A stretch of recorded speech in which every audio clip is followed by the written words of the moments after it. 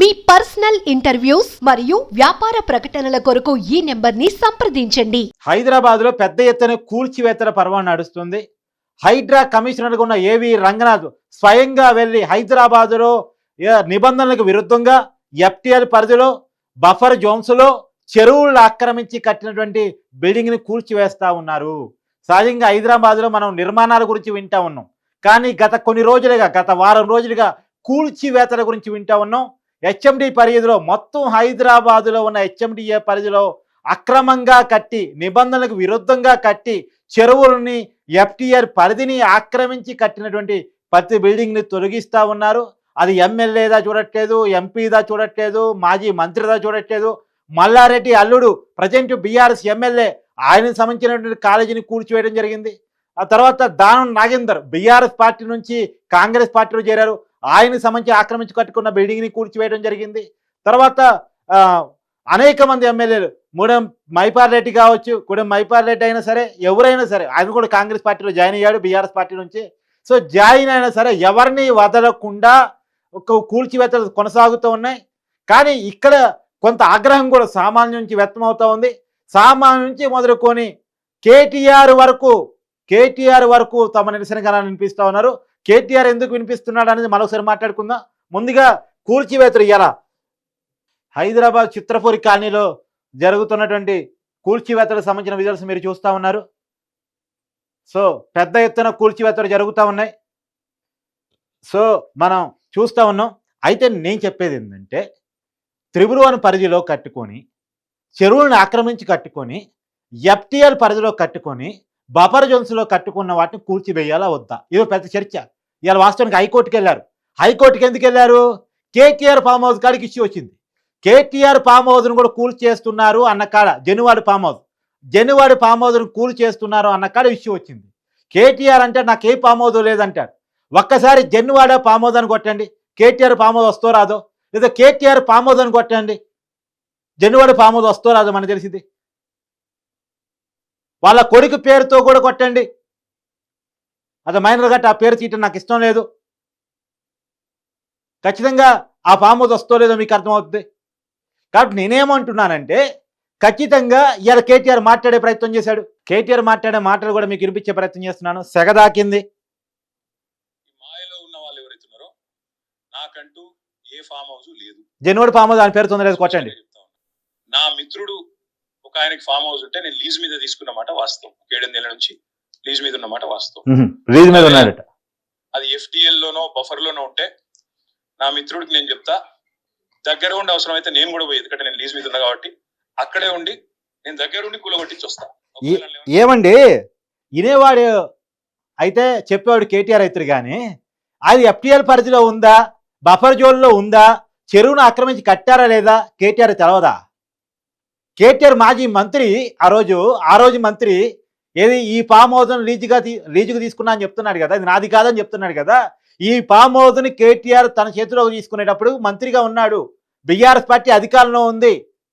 అతనికి తెలియకపోతే అధికారులు చెప్తారు, సార్ ఇది బఫర్ జోన్లో ఉంది, ఇది ఎఫ్టీఎల్లో ఉంది, ఇది అక్రమంగా కట్టబడింది, ఇది నిబంధనలకు విరుద్ధంగా ఉంది, అధికారులు చెప్తారు. తెలీదా? ఉంటే అంటాడు ఎందుకు? ఉందో లేదో తెలియదా కేటీఆర్ గారికి? ఉందా లేదా క్లియర్గా చెప్పండి. అది నిబంధనలకు విరుద్ధంగా ఉందా లేదా చెప్పండి. మీకు తెలుసు, ఆ క్వశ్చన్కి ఆన్సర్ చెప్పండి. ఉంటే అని క్వశ్చన్ మార్క్ ఎందుకు పెడతారు?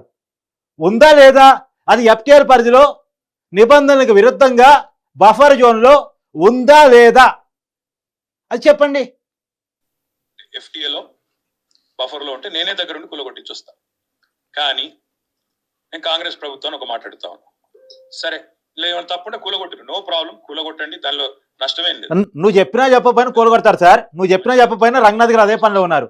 కానీ నేరుగా అక్కడి నుంచి బయలుదేరి నాతో పాటు రండి, మంత్రులు, పెద్ద పెద్ద కాంగ్రెస్ లీడర్లు, ఎఫ్టీఎల్లలో బఫర్లలో కట్టిన రాజభవనాలు నేను కూడా తీసుకొని మీ అందరం కలిసిపోదాం. సూపర్, వాటిని కూడా కూలగొట్టమని చెప్దాం. నేను కూడా చెప్తాను, మీరు కూడా చెప్పండి, ఫైట్ చేయండి. సోషల్ మీడియాలో అంటే ఏమేం చెప్పదలుచుకున్నాడంటే, నేను ఒక్కనే ఎఫ్టీఎల్ పరిధిలో ఉండలేదు, బఫర్ జోన్లో ఉండలేదు, నాతో పాటు ప్రజెంట్ ఉన్న అనేక మంత్రులు ఉంటున్నారు, వాళ్ళు ఉంటున్నారు కాబట్టి వాళ్ళు ఉంటున్నారు కాబట్టి నేను ఉంటున్నాను అంటున్నాను. అరే నువ్వు నిన్నటిదాకా అధికారంలో ఉండి గత సంవత్సరం వరకు ఎవరు అధికారంలో ఉన్నారు? ఎవరు అధికారంలో ఉన్నారు? బీఆర్ఎస్ పార్టీ అధికారంలో ఉంది. కేసీఆర్ ముఖ్యమంత్రి, కేటీఆర్ మొత్తం పనంతా చక్కదిద్దేదంతా ఆయనే కదా. ఆయనే కదా మొత్తం ముఖ్యమంత్రి, ఆయనే షాడో కేటీఆరే కదా. మొత్తం పరిపాలన అంతా కేటీఆర్ చేతుల మీదుగా నడిచింది. మరి ఆ రోజు ఎందుకు ఈనాటి మంత్రులు, ఆనాటి నాయకులు, కాంగ్రెస్ నాయకులు ఇది కూలగొట్టలేదు? అక్రమంగా ఎఫ్టీఆర్ పరిధిలో బఫర్ జోన్స్లో ఉన్నాయి నీకు అధికారం ఉన్నప్పుడు. ఇప్పుడు వాళ్ళు ఉంటున్నారు కాబట్టి నేను ఉంటున్నాను చెప్పడానికి ఒక నాయకుడిగా, ఒక పార్టీ కీలకమైన నాయకుడిగా, ఒక పార్టీ వర్కింగ్ ప్రెసిడెంట్గా మీకు కరెక్ట్ అనిపిస్తుందా ఈ మాట? ఈ మాట కరెక్ట్ అనిపిస్తుందా? నిన్నటిదాకా అధికారంలో ఉండి అధికారాన్ని చేతిలో హస్తగతం చేసుకొని అవును నిబంధనలకు విరుద్ధంగా ఉంటాం, నేనే కాదు చాలామంది ఉంటున్నారు అంటానికి ఏమన్నా ఉందా సార్ సోయి? ఇది కరెక్టా? ఏం మాట్లాడుతున్నారు మీరు? స్క్రిప్ట్ రాసిస్తుంది ఎవరు చెప్పండి? ఇండివిజువల్గా మాట్లాడుతున్నారా? ఒకటి బేసిక్గా మీరు మాట్లాడిందంటే నా స్ట్రైట్ క్వశ్చన్, అది ఎఫ్టీఆర్ బఫర్ జోన్లో ఉందా లేదా మీరు చెప్పండి. ఉంటే కూలగొట్టాలా వద్దా చెప్పండి, లేదా మీరే ఇయ్యాలే కూలగొట్టండి. అధికారులు మీ దగ్గరికి వచ్చేలోపు కేటీఆర్ గారు ఎఫ్టీఆర్ పరిధిలో బఫర్ జోన్లో ఉంటున్నటువంటి తను లీజుకుంటున్నటువంటి ఫామ్ హౌస్ని కూల్చేస్తున్నారు. అప్రిషియేట్ చేయాలి అందరూ, తప్పటి కొట్టాలి, అందరూ కొట్టాలి. తర్వాత కేటీఆర్ గారు ఎఫ్టీఆర్ పరిధిలో ఆక్రమించి కట్టుకున్నటువంటి అక్రమ కట్టడాల మీద ఉద్యమం చేస్తున్నారు. ప్రతి కట్టడాన్ని కూల్చివేయండి అని అడుగుతా ఉన్నారు. తప్పట్లు, చిటికలు. సరే, ఇంకొక విషయం మనం మాట్లాడుకోవాలి. ఇక్కడ కీలకమైన విషయం ఏంటంటే, ఇప్పటికైతే కేటీఆర్ ఫామ్ హౌస్ సంబంధించి ఎవరైతే ప్రదీప్ అని చెప్పేసి ఒక వ్యక్తి హైకోర్టుకి వెళ్ళారు. హైకోర్టులో కేసు నడుస్తుంది. సో అది కూలగొడతారా లేదా, కోర్టులో ఎలాంటి పర్మిషన్ వస్తుందని చూడాలి. కానీ నేను ఒక విషయం అయితే అడుగుతా ఉన్నాను. ఏంటి నేను అడుగుతున్న విషయం ఏంటంటే, ఇక్కడ రేవంత్ రెడ్డి గారు కూడా సమాధానం చెప్పాలి, ఏవి రంగనాథ్ గారు కూడా సమాధానం చెప్పాలి.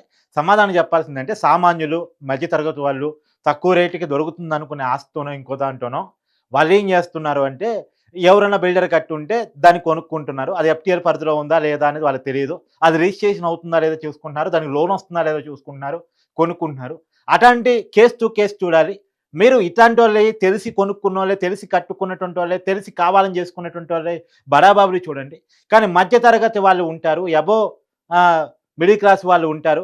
వాళ్ళు కొనుక్కున్న ఆస్తులు వాళ్ళకి అదే జీవితం, వాళ్ళకి అదే ప్రాణం, వాళ్ళకి అదే లైఫ్. వాటిని కూడా గోలగొడితే ఇబ్బంది పడతారు.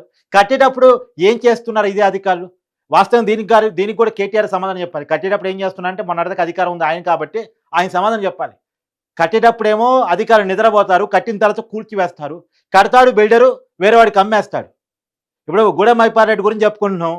మనకు అంతున్న సమాచారం ప్రకారం ఆయన కట్టిన అనేక కట్టడాలు ఎవరికో అమ్మేశాడు. ఇప్పుడు కూలగొట్టాడు అనుకోండి, ఎవరికి నష్టం? కొనుక్కున్నోడికా కట్టినోడికా? కొనుక్కున్నోడి కదా. ఈ విషయాలు ఆలోచించాలి ఖచ్చితంగా. ఎందుకంటే అది ఒక లైఫ్. కొన్ని కోట్ల, ఇప్పుడు హైదరాబాద్లో ఒక ఇల్లు కొనటం అంటే కోట్ల రూపాయల పని. ఒక జీవితంలో తను సంపాదించిందంతా కూడా ఇన్వెస్ట్మెంట్ కింద ఆ ఇంటి మీదే పెడతాడు. ఆ ఇల్లు కూలగొట్టబడిందంటే, ఆ స్థలం ఆక్రమించబడింది అంటే వాళ్ళ లైఫ్ కిల్ అయిపోయింది. ఆర్థికంగా వాడి జీవితం కిల్ అయిపోయింది. కేటీఆర్కి ఏమీ కాదు. కేటీఆర్కి ఫామ్ హౌస్ కూలగొడితే ఏమీ కాదు, లేదా ఇప్పుడున్న మంత్రులకి ఫామ్ హౌస్లు కూలగొడితే ఏమీ కాదు. వాళ్ళకి కూలగొట్టాల్సిందే. నాయకులు, ప్రజా జీవితంలో ఆదర్శంగా ఉండాల్సిన వాళ్ళు, ప్రజలకి 4 మాటలు చెప్పాల్సినటువంటి వాళ్ళు ఆక్రమించి కట్టుకుంటూ కరెక్ట్ కాదు. ఇప్పుడు సామాన్యులకి ఏమనిపిస్తుందంటే, కేటీఆరే కట్టుకున్నారు బాయ్, ఎవరు కోలుకొడతాడు చెప్పని సామాన్యులకు కొనుక్కోవాలనిపిస్తుంది. మధ్యతరగతి కొనుక్కోవాలనిపిస్తుంది. కొనుక్కుంటాడు, తక్కువకి వచ్చిందనో. ఒక ఇల్లా ఉంటే లైఫ్ కదా, ఇన్వెస్ట్మెంట్ కదా, రేటు పెరిగిద్ది కదా, ఆర్థికంగా నేను ఒక మంచి స్థితిమంతుని అవుతాను కదా, లైఫ్ టైం ఇన్వెస్ట్మెంట్ కదా అని కొనుక్కుంటాడు. ఆదర్శంగా లేని, అడ్డగోలుగా సంపాదించి సొమ్ముతో అడ్డగోలుగా కట్టుకొని ఆక్రమించుకున్నటువంటి వేలే కట్టుకోవాలి. వాస్తవం మనకు అంతున్న సమాచారం ప్రకారం ఇవాళ కోర్టులో కూడా ఏజీ గారు వాదించారు. ఆ త్రిపురవన పరిధిలో వస్తుంది. ఏది జనువాడి ఫామ్ హౌస్ ఏదైతే కేటీఆర్ గారు ఉంటున్న ఇల్లు ఉందో అది ఆయిందని ఒక వాదన, ఆయనది కాదని ఆయన వాదన.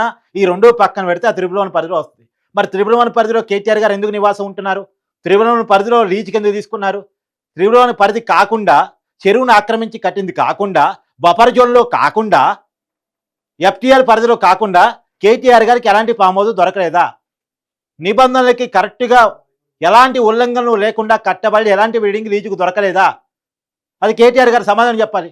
బేసిక్గా ఆ క్వశ్చన్ దాటేసి ఆ ప్రశ్నను దాటేసి మిగతా వాటికి ఏం సమాధానం చెప్పినా దానికి అర్థం లేదు. రెండోది, ఏవి రంగనాథ్ గారి గురించి మీ ఏ ఆరోపణ చేసినా జనం నమ్మరు. ఎందుకంటే ఏవి రంగనాథ్ గారికి సర్టిఫికేట్ ఇచ్చిందా మీరు? ఆయన మంచోళ్ళని చెప్పింది మీరు, ఆయన గొప్పోడని చెప్పింది, మంచి ఐపీఎస్ అని చెప్పింది మీరు, ఆయన సేవలను విరివిగా ఉపయోగించుకుంది మీరు. ఇవాళ హైడ్రా కమిషన్ గాంగిని ఆయన చెడ్డోడు కాదు, మీ ప్రభుత్వంలో మంచోడు, ప్రభుత్వం మారగానే చెడ్డోడు కాడు. మీ బిల్డింగ్లు కూలగట్టినంతకాలం మంచోడు, మీ బిల్డింగ్లు కూలగొడితే చెడ్డోడు కాడు. మీరు సమాధానం చెప్పాల్సింది మీ బిల్డింగు అక్రమంగా ఉందా లేదా అని చెప్పండి. ఖచ్చితంగా మనం డిమాండ్ చేస్తున్నాం, పెద్ద వ్యక్తులు, అది కాంగ్రెస్ వల్ల, బీఆర్ఎస్ వల్ల, బీజేపీ వల్ల, లేదా ఇంకొక పార్టీ వల్ల ఎవరైనా సరే ఎఫ్టీఎల్ పరిధిలో కట్టుకుంటే అది మల్లారెడ్డి నుంచి మొదలుకొని ఎవరైనా సరే ఏ పార్టీలో ఉన్నా సరే వాళ్ళే కూలగొట్టాల్సిందే. అది కేవీపీ రామచంద్ర మినహాయింపు, పొంగిరెడ్డి శ్రీనివాసరెడ్డి మినహాయింపు అని ఎవరు చెప్పట్లేదు. ఇది పార్టీలకు సంబంధించిన విషయం కాదు, చెరువులకు సంబంధించిన విషయం, ప్రభుత్వ ఆస్తులకు సంబంధించిన విషయం, ప్రజలకు సంబంధించిన విషయం, తెలంగాణ ప్రభుత్వానికి సంబంధించిన విషయం. ఇవాళ మణికొండలో, చిత్రపురి కాలనీలో కూలగొట్టేయన్నీ బీఆర్ఎస్ నాయకులు ఇల్లు అని ఎవడు చెప్పలేడు. అన్ని రాజకీయ పార్టీల ఇల్లు దీంట్లో ఉన్నాయి. కాకపోతే నేను కమిషనర్ గారికి విజ్ఞప్తి చేసేది ఏంటంటే, ఇప్పటికైనా అధికారులు సోదెచ్చుకోవాల్సింది ఏంటి అంటే, అరే కట్టేటప్పుడు ఏం చేస్తున్నారా భయ్యని? కట్టేటప్పుడు నిద్రపోతారు, కమిషన్లు తీసుకొని ఊరుకుంటారు, కట్టిన తర్వాత సామాన్యుడు కొనుక్కున్న తర్వాత మీ విజృంభణ చేస్తాడు. అంటే లాభపడేవాడు లాభపడతాడు, నష్టపోయేవాడు సామాన్యుడు, మిడిల్ క్లాస్ వాడు.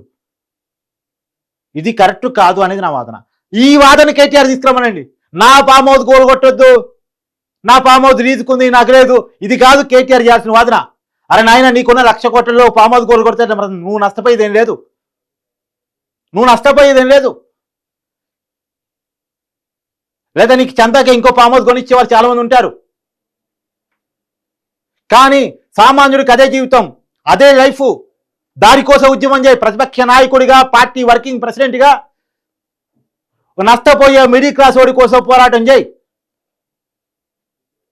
ఒక క్షమాపణ చెప్తూ, నా ప్రభుత్వంలో కడతంటే నేను నోరు మూసుకున్నాను, కానీ తప్పు, కానీ పాపం ఇప్పుడు వాడు ఇబ్బంది పడుతూ ఉన్నాడు, అవసరమైతే ఆ కూలగొట్టేదానికి నష్టపరిహారం నీ ప్రభుత్వం అప్పుడు ఉంది, కళ్ళు మూసుకుంది కాబట్టి నువ్వు ఇచ్చాయి డబ్బులు, వ్యక్తిగతంగా నువ్వు ఇచ్చాయి.